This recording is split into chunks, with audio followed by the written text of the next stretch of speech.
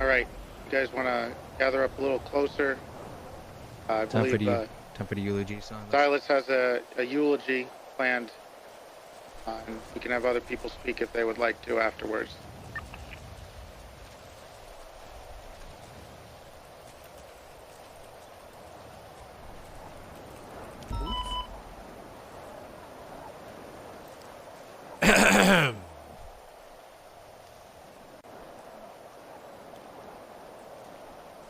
Can everybody hear me okay? Yes, sir. Yes, sir. Hello, everyone who had the common decency to show up today. My name is Silas Grimmer. I'm a sergeant of the SDSO. Today we are here to pay respect to a multitude of people.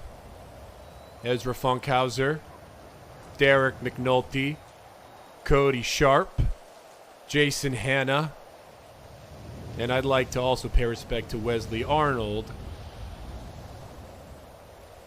Because, you know, if you ask me, he was SDSO.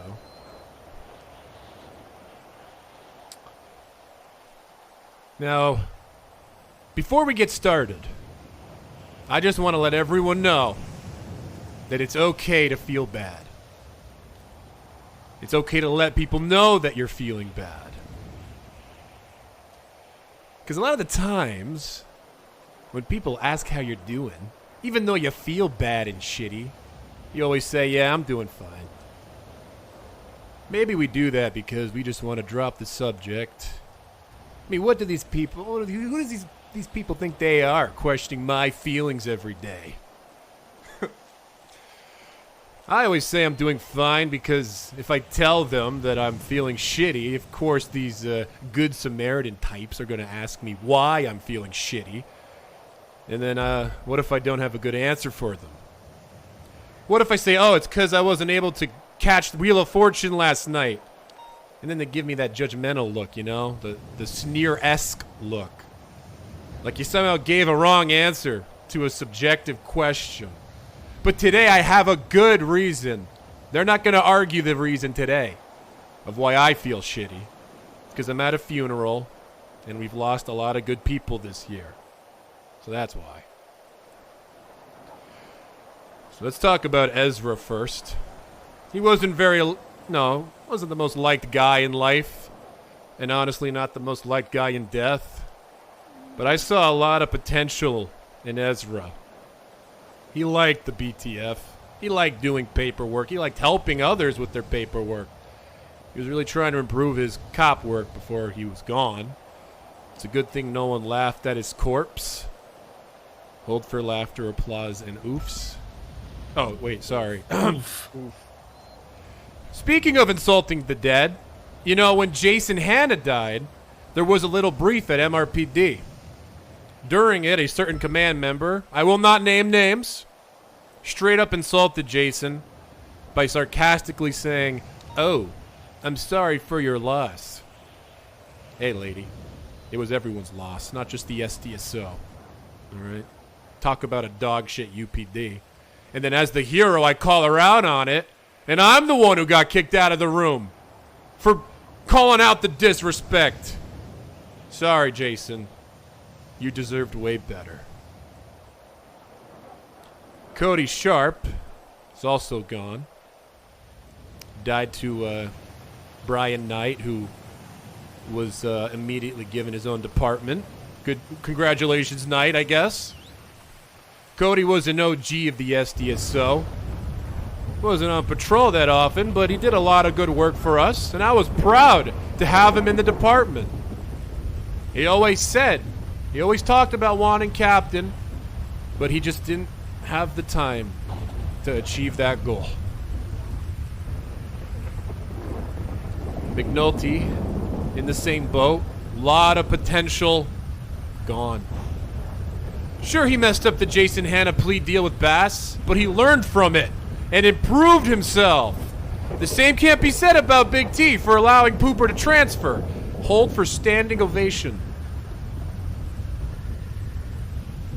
And then there's Jason Hanna.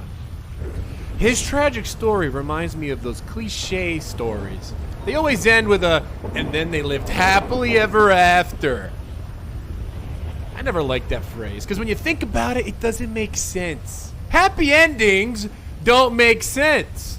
Because sure, you know, in the movies, the two main characters, they get married at the end, they beat the antagonist, they save the world, whatever. And I'm sure the wedding's a great time, and they're all very happy at the time. But how about the day after? What if the marriage doesn't work out? Or one of them gets into like a fatal car accident a week later? Oh, but the story said they lived happily ever after, so you don't gotta worry about that. Bullshit! In real life, there are no happy endings because there's always the day after the happy ending. Who knows what's gonna happen?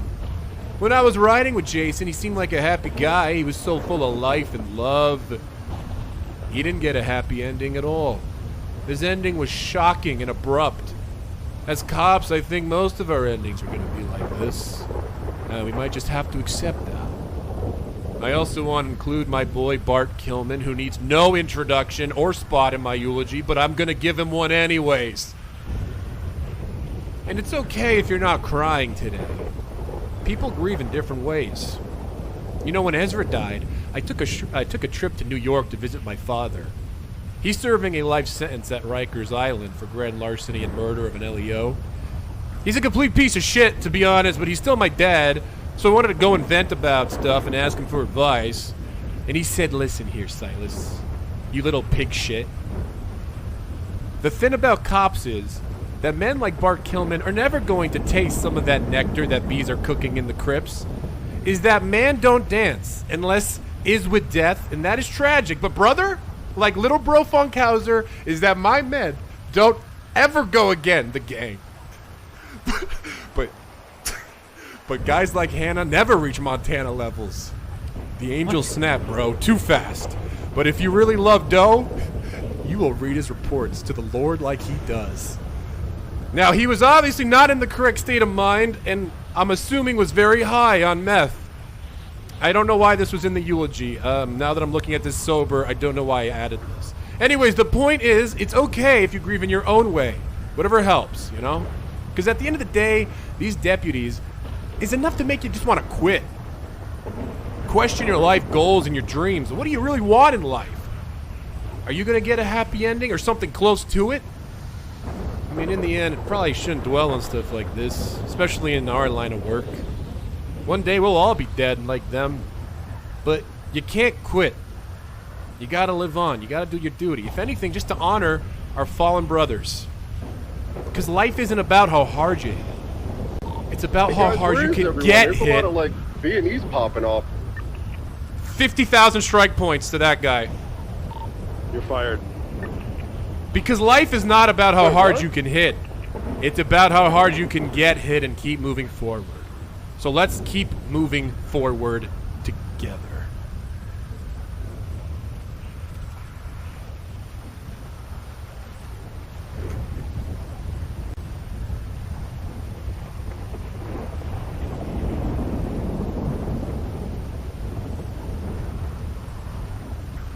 Does anyone else want to say something? Well said, Silas. Well said.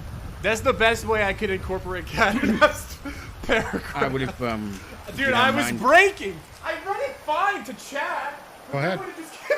Because it was like a go after you, semi-serious like eulogy, and then at a fucking I don't think anything's going to top that, Silas. It was